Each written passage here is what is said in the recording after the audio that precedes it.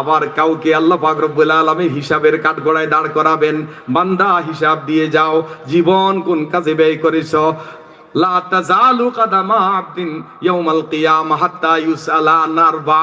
কিয়ামতের দিন কোন বান্দা কদম নাড়তে পারবে না, চারটা প্রশ্নের উত্তর দিতে হবে। এক নম্বর, আন উমরিহি ফিমা আফনা, বান্দা তোমার জীবন কোন কাজে ব্যয় করেছো, কিভাবে জীবনটা কাটাইলা বলো।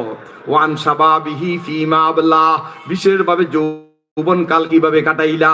তিন নম্বর প্রশ্ন হবে, ওয়ান মালিহি মিন আইনা ইকতাসাবাহু ওয়া ফিমা আনফাকা, ধন সম্পদ কোন পথে আয় করলা, কোন পথে ব্যয় করলা, একটু আমাকে শোনাও।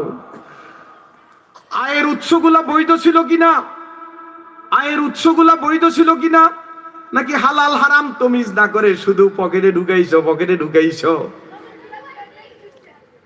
কিয়ামতের দিন জিজ্ঞাসিত হব, কিয়ামতের দিন আহকামুল হাকিমিন রব্বুল আলামিন জিজ্ঞাসা করবেন কোন পথে আয় করলা, আয়ের উৎসগুলা বৈধ ছিল কিনা আমাকে শোনাও।